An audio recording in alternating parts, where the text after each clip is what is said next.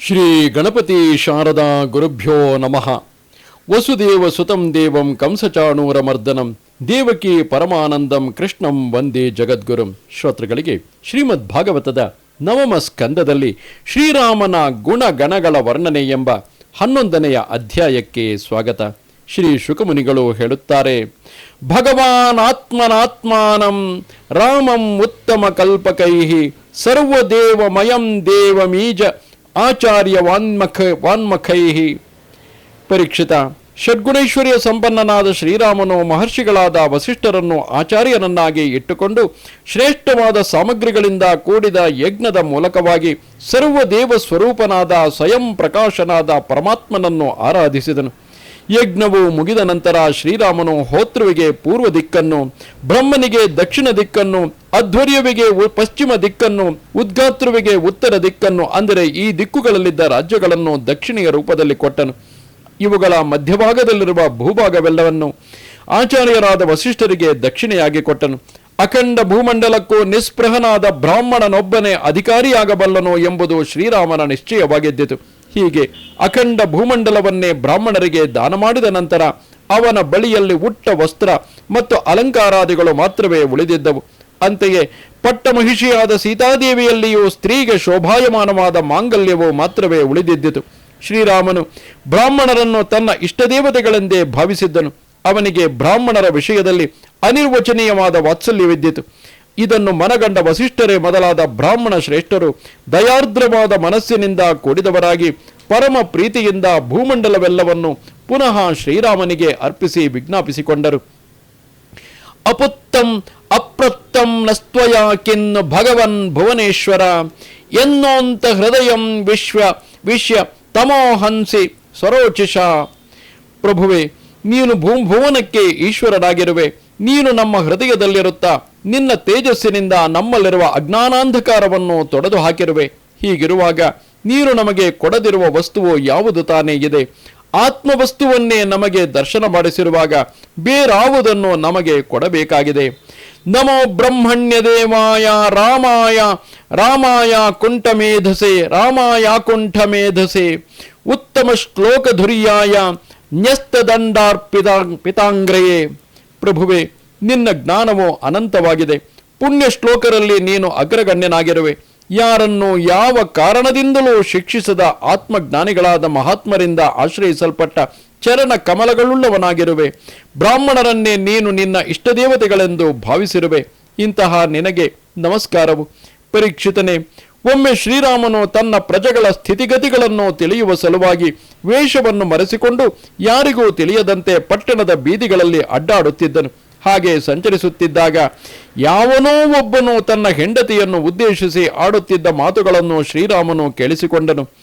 ನಾಹಂ ಬಿಭರ್ಮಿತ್ವಾಂ ದುಷ್ಟಾಮಸತೀಂ ಪರವೇಶ್ಮಗಾಂ ಸ್ತ್ರೀಲೋಭಿ ಬಿಭ್ರಯಾತ್ ಸೀತಾಂ ರಾಮೋ ನಾಹಂ ಭಜೆ ಪುನಃ.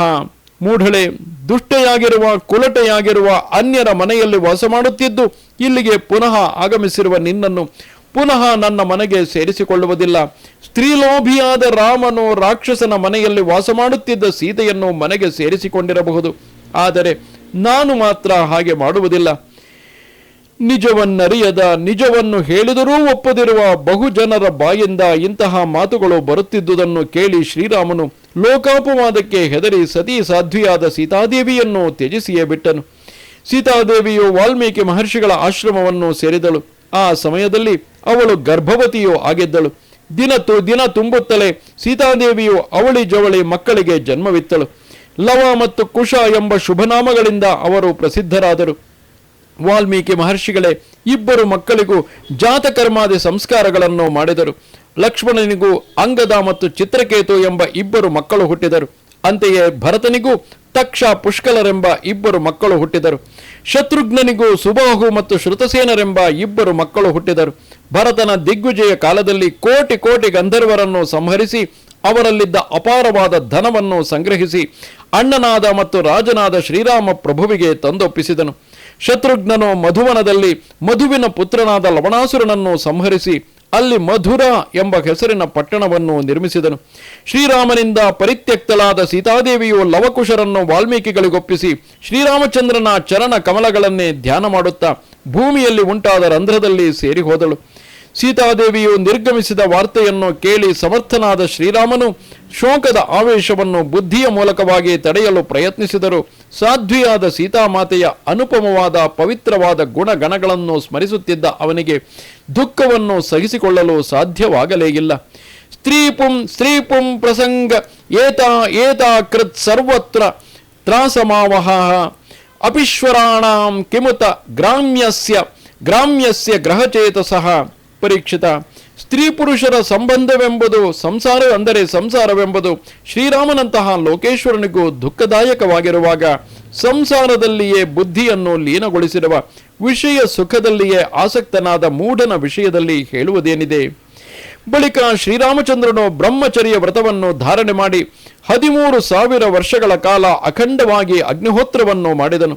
ಅನಂತರ ಶ್ರೀರಾಮನು ದಂಡಕಾರಣ್ಯದಲ್ಲಿ ಮುಳ್ಳುಗಳಿಂದ ಚುಚ್ಚಲ್ಪಟ್ಟಿದ್ದ ಚಿಗುರಿನಂತೆ ಸುಕೋಮಲವಾದ ತನ್ನ ಪಾದ ಪಂಕಜಗಳನ್ನು ತನ್ನ ಭಕ್ತರ ಹೃದಯಗಳಲ್ಲಿ ಸ್ಥಾಪಿಸಿ ಆತ್ಮಜ್ಯೋತಿಯಲ್ಲಿ ಸೇರಿ ಹೋದನು.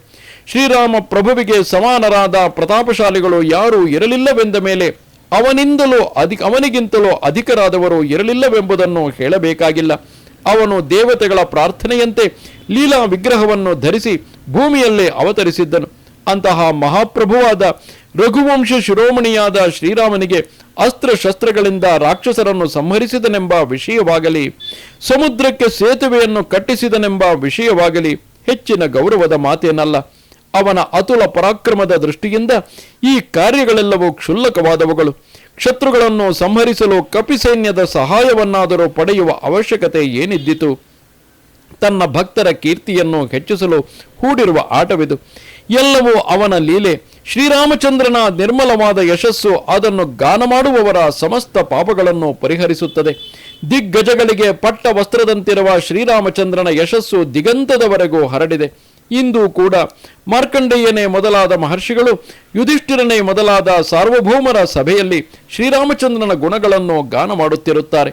ಸ್ವರ್ಗೀಯ ದೇವತೆಗಳು ಮತ್ತು ಭೂಮಂಡಲದಲ್ಲಿರುವ ರಾಜರು ತಮ್ಮ ಕಮನೀಯವಾದ ಕಿರೀಟಗಳಿಂದ ಶ್ರೀರಾಮನ ಚರಣ ಕಮಲಗಳ ಸೇವೆಯನ್ನು ಮಾಡುತ್ತಿರುತ್ತಾರೆ.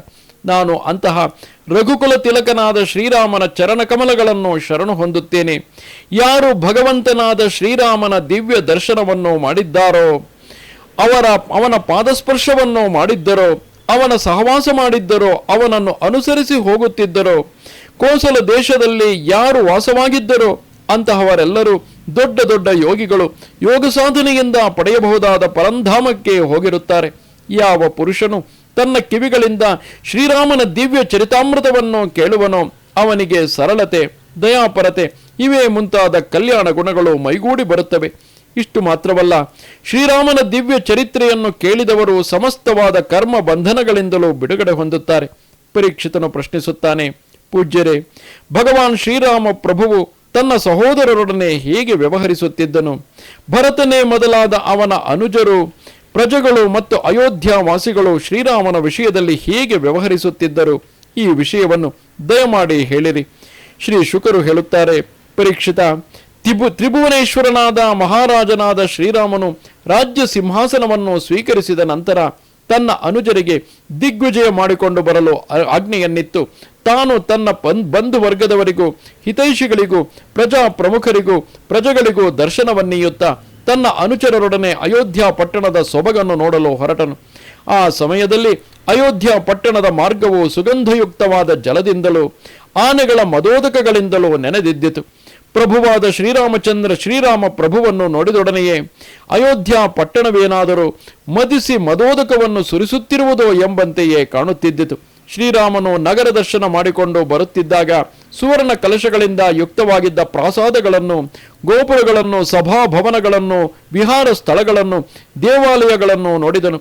ಆ ಸಮಯದಲ್ಲಿ ಅಯೋಧ್ಯ ಪಟ್ಟಣವು ಬಣ್ಣ ಬಣ್ಣದ ವಿಚಿತ್ರವಾದ ಪತಾಕೆಗಳಿಂದ ಸಮಲಂಕೃತವಾಗಿದ್ದಿತು.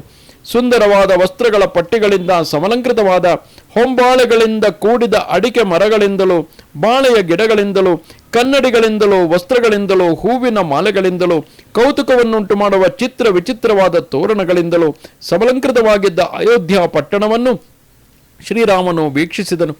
ಅಲ್ಲಲ್ಲಿ ನಾಗರಿಕ ನಾಯಕರು ತಟ್ಟೆಗಳಲ್ಲಿ ಕಾಣಿಕೆಗಳನ್ನಿಟ್ಟುಕೊಂಡು ಪುಷ್ಪಹಾರಗಳನ್ನಿಟ್ಟುಕೊಂಡು ಶ್ರೀರಾಮನನ್ನು ಎದುರುಗೊಳ್ಳುತ್ತಾ ಅವನನ್ನು ಬಗೆ ಬಗೆಯಾಗಿ ಪ್ರಾರ್ಥಿಸುತ್ತಿದ್ದರು. ದೇವದೇವನೇ, ನೀನು ನಿನ್ನ ಹಿಂದಿನ ವರಾಹಾವತಾರದಲ್ಲಿ ಈ ಭೂಮಿಯನ್ನು ಪಾತಾಳದಿಂದ ಮೇಲಕ್ಕೆತ್ತಿ ಉದ್ಧರಿಸಿದೆ. ಈಗ ಇದರ ಪಾಲನೆಯನ್ನು ಮಾಡು.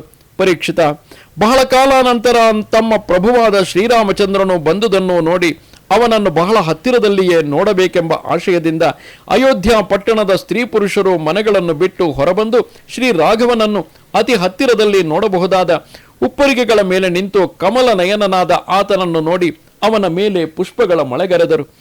ಪ್ರಿಯ ದರ್ಶನನಾದ ಶ್ರೀರಾಮನನ್ನು ಎಷ್ಟು ನೋಡಿದರೂ ಅವರ ಕಣ್ಣುಗಳಿಗೆ ತೃಪ್ತಿ ಎಂಬುದೇ ಇಲ್ಲವಾಯಿತು. ಹೀಗೆ ಶ್ರೀರಾಮನು ತನ್ನ ಪ್ರಜೆಗಳನ್ನು ಸಂದರ್ಶಿಸಿ ನಯನ ಮನೋಹರವಾದ ಅಯೋಧ್ಯ ಪಟ್ಟಣವನ್ನು ಅವಲೋಕಿಸಿ ತನ್ನ ಹಿಂದಿನ ರಾಜರು ವಾಸ ಮಾಡುತ್ತಿದ್ದ ದಿವ್ಯವಾದ ಅರಮನೆಗೆ ಹಿಂದಿರುಗಿದನು. ಆ ಅರಮನೆಯು ಅಪಾರವಾದ ಬಗೆ ಬಗೆಯ ಅಕ್ಷಯವಾದ ಭಂಡಾರಗಳಿಂದ ಸಂಪನ್ನವಾಗಿದ್ದಿತು. ಬಹುಮೂಲ್ಯವಾದ ಅನೇಕ ಪ್ರಕಾರವಾದ ಸಾಮಗ್ರಿಗಳಿಂದ ಸಮೃದ್ಧವಾಗಿದ್ದಿತು. ಆ ಅರಮನೆಯು ಹವಳದಿಂದ ಮೆಟ್ಟಿದ ಅತ್ತಿ ಮರದ ದ್ವಾರಗಳಿಂದ ಕೂಡಿದ್ದಿತು.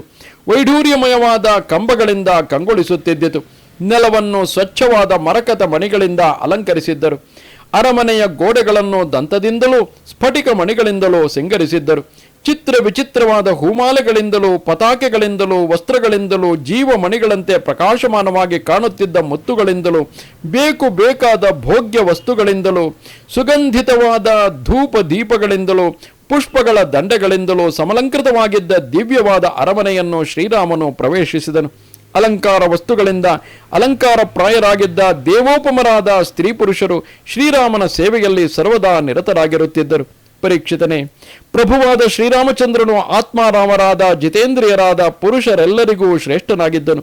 ಆ ದಿವ್ಯವಾದ ಅರಮನೆಯಲ್ಲಿ ಶ್ರೀರಾಮನು ಸ್ನೇಹಶೀಲನಾದ ಇಷ್ಟಳಾದ ಪ್ರಿಯತಮೆಯಾದ ಸೀತಾದೇವಿಯೊಡನೆ ಬಹಳ ಕಾಲದವರೆಗೆ ವಿಹರಿಸುತ್ತಿದ್ದನು.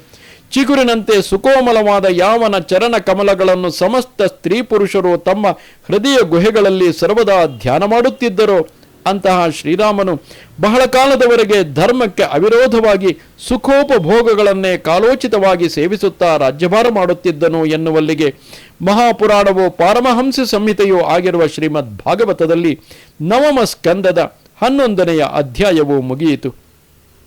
ನಮಸ್ತೆ ಶಾರದೆ ದೇವಿ ಕಾಶ್ಮೀರ ಪುರವಾಸಿನಿ ತ್ವಾಮಹಂ ಪ್ರಾರ್ಥಗೆ ನಿತ್ಯಂ ವಿದ್ಯಾದಾನಂಚ ದೇಹಿಮೆ. ನಮಸ್ಕಾರ.